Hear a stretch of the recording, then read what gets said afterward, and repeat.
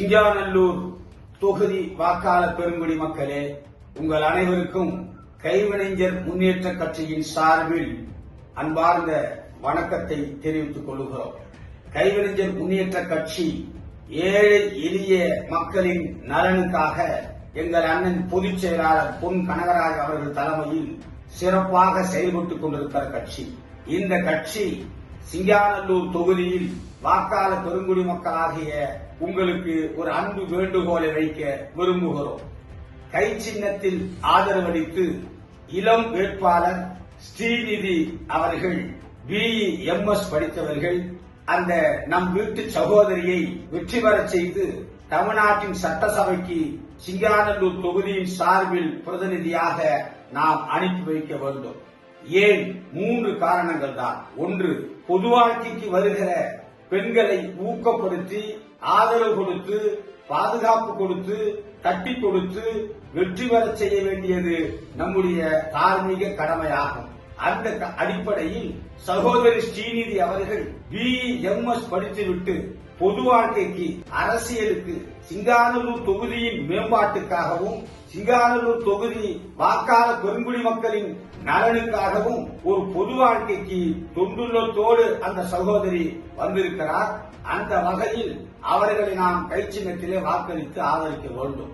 இன்னொன்று, சிங்காநல்லூர் தொகுதி மக்கள் சென்ற தேர்தலில் ஜெயராமன் என்கிற நபருக்கு வாக்களித்து MLA-வாக ஆக்கினார்கள். அவர் தொண்டுள்ளம் என்பது மருந்துக்கும் கிடையாது. அவருக்கு ஃபண்டு உள்ளம்தான். குறுக்கு வழியில் ரியல் எஸ்டேட் பிசினஸ் செய்து ஏழை எளிய அப்பாவி பெண்களின் பாமர பெண்களின் வயிற்றில் அடித்து பட்ட பகலில் மனசாட்சியின்றி கொடுமை செய்து அபகரித்து ஆயிரக்கணக்கான கோடிகளில் அசையா சொத்துக்களை சேர்த்து வைத்திருக்கிற ஒரு அன்பேர் ட்ரேட் பிசினஸ் செய்யக்கூடிய முறையற்ற ஒரு வணிகர் தனது வணிகத்திற்கு பாதுகாப்பாக கவசமாக அதிகார வர்க்கத்தை வளைத்து போடவும் மிரட்டவும் தான் அந்த MLA பதவியை அவர் பயன்படுத்துகிறார் என்பதை சிங்காநல்லூர் வாக்காளர் பெருமக்கள் வருத்தத்தோடு எங்களிடத்திலே பகிர்ந்து கொண்டிருக்கிறார்கள். கோயம்புத்தூர் பக்கத்தில் கொடிசியாவில் இறந்து போன ஆறுமுக ஆச்சாரியின் அப்பாவி பெண் வாரிசுகள் இன்றைக்கும் கதறுகிறார்கள், பதறுகிறார்கள். தங்கள் சொத்துக்களை இழந்ததை குறித்து அவர்கள் போராடி கொண்டிருக்கிறார்கள். கோனார் சமூகத்தை சார்ந்த இளம் பெண்கள் ஒரு 6-7 பேர் சில மாதங்களுக்கு முன்பு கோவை மாவட்ட ஆட்சியர் அலுவலக வளாகத்தில் தீக்குளிக்க முயன்று அவர்களும் இந்த ஜெயராமன் அவர்களை பற்றி புகார் தெரிவித்தார்கள். கிணத்துக்கடவு பகுதியிலும் அப்படி நிறைய புகார்கள் இருக்கின்றன. இப்படியாக ஊரறிந்த புகாருக்கும் குற்றச்சாட்டுக்கும் ஆளானவராக அவர் இருக்கிறார். எனவே ஒரு முறை செய்த தவறை இந்த முறை நம்முடைய சிங்காநல்லூர் வாக்காளர் பெருங்குடி மக்கள் மீண்டும் செய்யாமல் இருக்க வேண்டும் என்கிற அன்பு வேண்டுகோளை வைக்கிறோம்.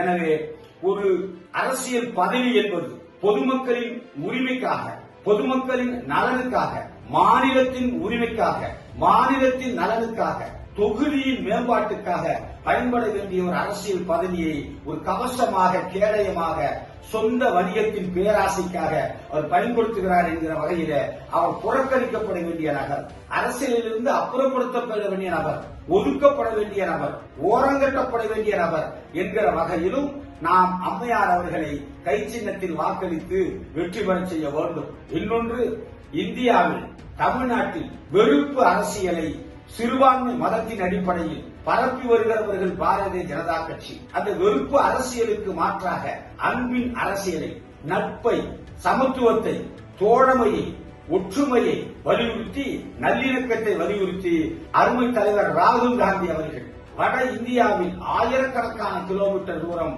நடந்தார், மக்களை சந்தித்தார், பிஜேபி கட்சியை அம்பலப்படுத்தினார். அதன் விளைவாகத்தான் 2 ஆண்டுக்கு முன்பு நடந்த நாடாளுமன்ற தேர்தலில் 400 தொகுதிகளை கைப்பற்றுவோம் என்று ஆணவத்தோடு அவர்கள் சொல்லிக் கொண்டிருந்தார்கள். பிஜேபி தலைவர்கள் அதை முறியடித்து ஒரு 260, 269 தொகுதியோடு அவர்களுடைய வெற்றியை குறைத்து முடக்கிய மாபெரும் தலைவர் ராகுல் காந்தி. எனவே அவருடைய உழைப்புக்கு அங்கீகாரம் கொடுக்கிற வகையில் தமிழ்நாட்டிலும் இந்த கை சின்னத்தை நாம் வெற்றியடைய செய்து ராகுல் காந்தியின் ஆசி பெற்ற, ஆதரவு பெற்ற, படித்த, பொது வாழ்க்கைக்கு வருகிற, தொண்டுள்ளத்தோடு வருகிற ஒரு இளம் வேட்பாளர், சுறுசுறுப்பான வேட்பாளர் மக்களுக்கு தொண்டு செய்து பேரும் புகழும் பெற வேண்டும் என்கிற நல்லெண்ணத்தோடு வருகிற அருமை சகோதரி ஸ்ரீநிதியை நாம் ஆதரிக்க வேண்டும். நாட்டு நலன் கருதியும், தமிழ்நாட்டு நலன் கருதியும், தொகுதி நலன் கருதியும், மக்கள் நலன் கருதியும் கை சின்னத்தை ஆதரிப்போம், கை சின்னத்தை ஆதரிப்போம், வெற்றி பெறச் செய்வோம். பழைய எம்எல்ஏ ஜெயராமன் தனி மனிதர்கள் அப்பாவி பெண்களுடைய சொத்துக்களை மாற்றமல்ல, தமிழ்நாடு அரசுக்கு சொந்தமான இடங்களையும் கூட ஆக்கிரமித்து அதை அதிகார வர்க்கத்தை கையிலே போட்டுக்கொண்டு ஆட்டை போடுகிற ஒரு நல்ல மனிதர் தான் ஜெயராமன். அதற்கு சாட்சி மாண்புமிகு சென்னை உயர்நீதிமன்றம் 428 கோடி மதிப்புள்ள தமிழ்நாடு அரசின் சொத்து ஆக்கிரமிப்பு செய்யப்பட்டிருக்கிறது என்பதற்கான தீர்ப்பை கொடுத்தது. அதற்கு பிறகு கோயம்புத்தூர் வருவாய்த்துறை அந்த சொத்தை மீண்டும் மீட்டெடுத்து அரசின் சொத்தாக மாற்றியிருப்பதாக நமக்கு தெரிய வருகிறது. ஆனால் அது குறித்து மீண்டும் 2 நீதியரசர்கள் இருக்கக்கூடிய அமர்வுக்கு மேல்முறையீடு ஜெயராமன் தரப்பில் செய்யப்பட்டதாகவும் தகவல்கள் கூறுகின்றன. இப்படியாக இதை ஒரு தொழிலாகவே அவர் வைத்திருக்கிறார் என்பது நமக்கு தெரிகிறது. அதுபோன்ற பேராசை மிகுந்த நபர்களுக்கு நம்முடைய சிங்காரவேலூர் தொகுதி மக்கள் தகுந்த பாடத்தை கற்பிக்க வேண்டும். மனிதன் மீது மண்ணுக்கு ஆசை, மண்ணின் மீது மனிதனுக்கு ஆசை, கடைசியில் வெல்வது மண்தானே என்று ஒரு திரைப்பட பாடல் இருக்கும். அந்த வரிகளைத்தான் நாம் அவருக்கு சொல்ல வேண்டும். இன்னொன்று, மெட்ரோ ட்ரெயின், குலுகுலு ட்ரெயின். சென்னையில் நம் வீட்டு பிள்ளைகள் போயிருப்பார்கள், பயன்படுத்தி இருப்பார்கள். அந்த மெட்ரோ ட்ரெயினை கோயம்புத்தூர் மாவட்டத்துக்கும் மதுரைக்கும் கொண்டு வருவதற்கு நம்முடைய மாண்புமிகு தளபதியார் அண்ணன் ஸ்டாலின் அவர்கள் தமிழ்நாடு அரசின் சார்பில் கடுமையான முயற்சிகளை மேற்கொண்டார்கள்.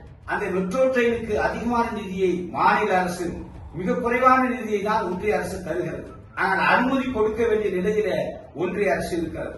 அவ்வளவோ பாடுபட்டும் நம்முடைய பாரதிய ஜனதா கட்சி, ஒன்றிய அரசு, அமித்ஷா, மோடி, நிர்மலா சீதாராமன் போன்றவர்கள் கோயம்புத்தூர் மாவட்டத்திற்கும் மதுரை மாவட்டத்திற்கும் மெட்ரோ ட்ரெயினை கொண்டு வருவதற்கு அனுமதி தரவில்லை.